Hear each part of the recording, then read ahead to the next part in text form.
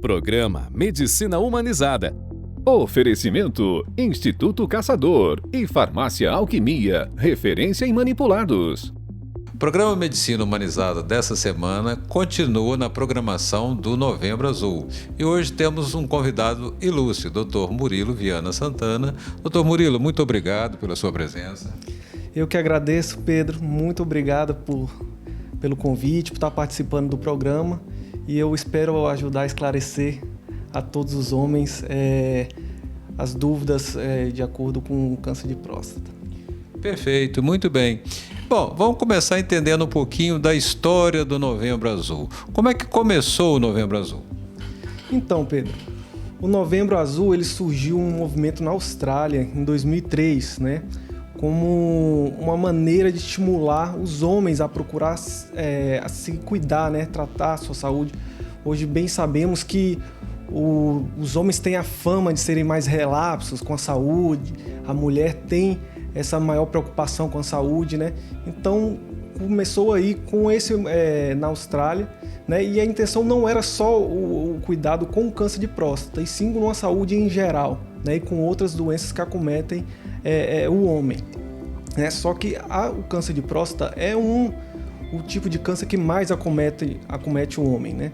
É o segundo maior tipo de câncer, depois do câncer de pele, não melanoma, né? Por isso temos que ficar bem atentos, né? E todo homem deve se cuidar. O homem tem essa tal da síndrome do super-homem, né? Acha que nunca vai ficar doente, não é verdade? Bom, câncer de próstata é o câncer mais comum, você já disse, não é isso? Que é o câncer mais comum depois do câncer de pele, né? E a partir de que idade o homem deve começar a se preocupar com o câncer de próstata? O homem deve começar a se preocupar a partir dos 50 anos, quem não tem nenhum histórico familiar, né? E a partir dos 45, quem tem histórico familiar. Por quê? O histórico familiar é um dos fatores de risco, né, para ter a doença. Os principais fatores de risco são, primeiramente, a idade, né? Com o aumento da idade, maior a tendência, o risco de ter câncer de próstata. Depois vem os fatores genéticos, a história familiar, principalmente pai, avô, irmãos, né? Parentes de primeiro grau, eles são um fator de risco para a doença, né? Sem contar com hábitos, principalmente alimentares, né? Excesso de alimentos gordurosos. E também a idade, a raça negra, né? A etnia negra também tem uma propensão maior a desenvolver o câncer de próstata. Então, lembrando, quem tem os fatores de risco de histórico familiar também, raça negra, o ideal é que faça esse rastreio a partir dos 45, né? E os demais a partir dos 50 anos. Você falou uma coisa aí que a gente sempre toca muito aqui na questão dos hábitos, né, e do estilo de vida, porque a genética é uma coisa, a gente serve de aviso, né, para a gente estar mais alerta e tal, mas no estilo de vida, nos hábitos, né, etilismo, alcoolismo, tabagismo, sedentarismo, isso tem influência no câncer de próstata? Sim, todos esses citados têm influência, né, tanto tabagismo quanto sedentarismo, eles são fatores de risco, sim, né? E, inclusive, a questão da raça negra, eles falam que não é exatamente pela cor negra, né? E sim pelos hábitos da etnia negra, né? Por exemplo, os asiáticos, eles têm uma tendência menor ao câncer de próstata, normalmente pelos hábitos dos asiáticos, que têm uma alimentação melhor. É uma questão polêmica no câncer de próstata, na prevenção de câncer de próstata, a questão do rastreio, do que fazer para descobrir e tal. O exame de sangue, o famoso PSA, ele é eficaz para detectar a presença ou não do câncer? É o melhor exame? Sim, hoje nós temos como rastreio, né, o PSA e o exame do toque retal, certo? O PSA é um antígeno que é produzido na próstata, né, e que ele aumenta no sangue, né, conforme ocorrem algumas modificações na próstata, né? Só que não é só o câncer de próstata que vai alterá-lo, né? O prostatite também pode alterar, por exemplo, a relação sexual, né? O paciente ejacula, isso pode aumentar um pouco o PSA. Então, ele não é um exame 100%, né? Hoje o valor preditivo positivo dele é de 31% a 54%, né? E o toque retal, ele ajuda a aumentar esse valor preditivo no diagnóstico, né? Então por isso que é importante sempre fazer o PSA e o toque retal. Muito bem. Então, a gente vê que a coisa é um pouquinho mais complicada do que parece, né?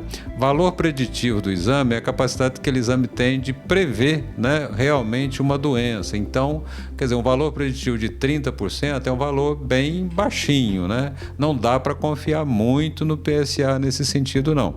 Mas vamos continuar conversando sobre isso no próximo bloco.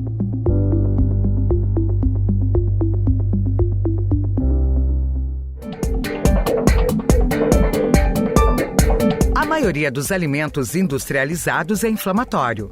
Mito ou verdade? Verdade.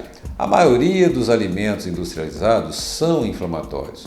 O acréscimo de aditivos, conservantes e substâncias para dar sabor geram um potencial inflamatório e devem ser evitados. Comida de verdade sempre.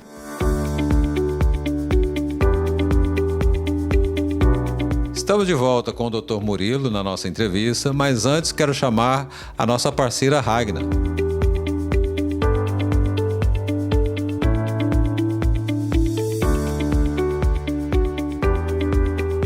Olá, você usa probióticos?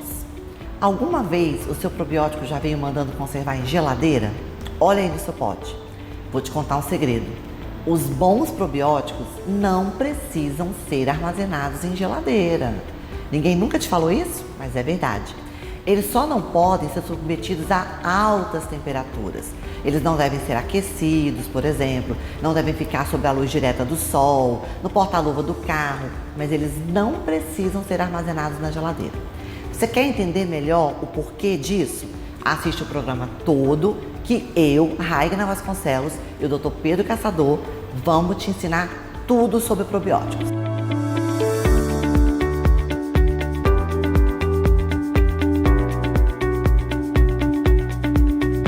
Obrigado, Ragna. Vamos prosseguir com a nossa entrevista. Doutor Murilo, eu ouço muito do meu consultório algumas pessoas, né, homens, falando que, doutor, eu não sinto nada, o dia que eu senti eu procuro o urologista. Isso é uma boa ideia?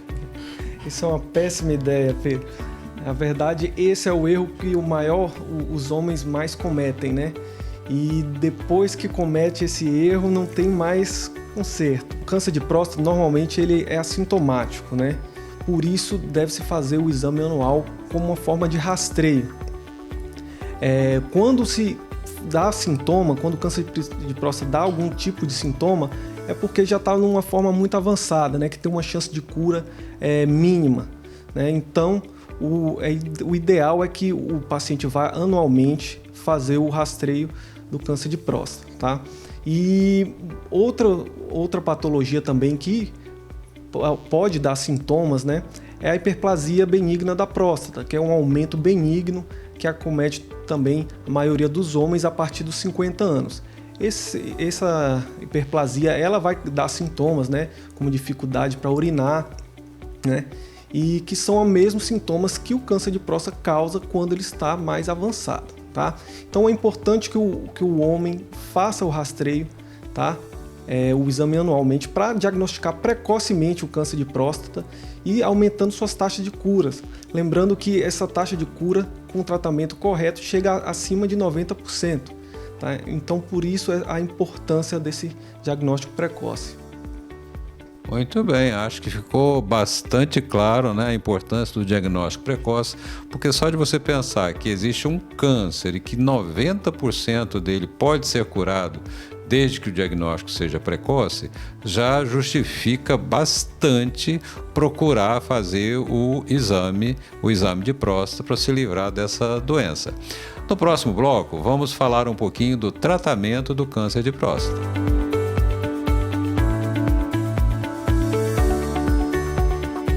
O Instituto Caçador é um espaço familiar e com a inovadora proposta de entregar aos clientes uma medicina de excelência e de qualidade, possibilitando que as pessoas desfrutem de uma vida mais longa e com saúde. O Instituto dispõe de exames, É uma equipe multidisciplinar sempre atualizada com a ciência, inovação e tecnologia, objetivando entregar aos clientes diagnósticos mais rápidos e assertivos.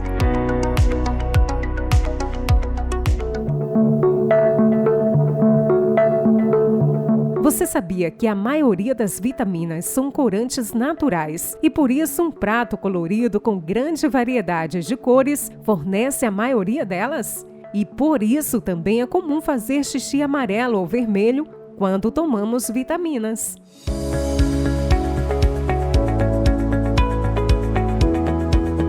Muito bem, estamos de volta com o Dr. Murilo e, como prometido, agora a gente vai falar do tratamento. E aí, Dr. Murilo, como é que é o tratamento do câncer de próstata? Bom, Pedro, hoje o tratamento do câncer de próstata, né, existem várias opções e o que vai definir esse tipo de tratamento é o grau do câncer de próstata, né? Se é um grau de um baixo risco, se é um risco intermediário ou se é um alto risco. Ou seja, quanto mais avançado, né, o câncer de próstata, a gente tem menor opções de tratamento, né? Então, aquele paciente que chegou com um diagnóstico, né, fez lá o PSA, o toque retal, veio suspeito, a gente faz uma biópsia de próstata, né, para confirmar o diagnóstico, né? E assim que confirmado, a gente vai ver as opções de tratamento, né? Os pacientes podem ser optados, né, tanto pela cirurgia, radioterapia, né? E às vezes pode ser até optado o paciente com um risco muito baixo, que vê aquele grau baixinho do câncer de próstata, né, com a vigilância ativa, né? Isso logicamente vai depender, né, além do baixo risco, da expectativa de vida do paciente, certo? Então, hoje, os principais tipos de tratamentos, basicamente, né, cirurgia e radioterapia. A cirurgia, a gente tem 3 modalidades de cirurgia, que seria a cirurgia aberta, né, ou convencional, que a gente faz um corte, né, no abdômen, na parede abdominal, para acessar a próstata. E tem a videolaparoscopia, que a gente vai inserir algumas pinças com pequenos cortes no abdômen, né? E tem a cirurgia robótica, né, que é uma cirurgia semelhante à videolaparoscópica, só que a gente tem o auxílio do robô, né, que dá uma maior precisão aos movimentos da pinça, né, uma maior visão, né, e costuma ter resultados muito melhores, né, no pós-operatório, recente quanto tardio, né. Hoje os homens se preocupam muito, né, com as complicações da cirurgia, né, para tratamento de câncer de próstata, que é a incontinência urinária, né, e o que mais dá medo para os homens é a impotência sexual, né, que é uma das complicações, né. Lembrando que hoje, com a cirurgia robótica, né, a tendência à diminuição dessas complicações, né, tem melhorado bastante por causa da precisão, né, da cirurgia, né. E quando os pacientes têm um quadro mais avançado, né, em que a cirurgia não tem mais como retirar todo aquele tumor, porque ele já saiu da próstata, o paciente já tem metástase, a gente já tem opções de hormonioterapia, né, que nada mais é do que bloquear a produção de testosterona do homem, e com isso o tumor tende a regredir. E também tem outros tratamentos com quimioterapia e imunoterapia. Muito bem. Então, hoje nós conversamos sobre câncer de próstata e Novembro Azul. Tivemos aqui o Dr. Murilo, nosso convidado, urologista, que esclareceu várias dúvidas. Espero que vocês tenham ficado mais tranquilos e mais conscientes da necessidade da prevenção e do exame do homem na prevenção de próstata, de câncer de próstata, porque 90% pode ser curada se descobrir na fase precoce. Então isso é um baita de um motivo para que você faça o seu exame. E medicina humanizada é isso, a medicina que entende você também quer ser a medicina que você entende.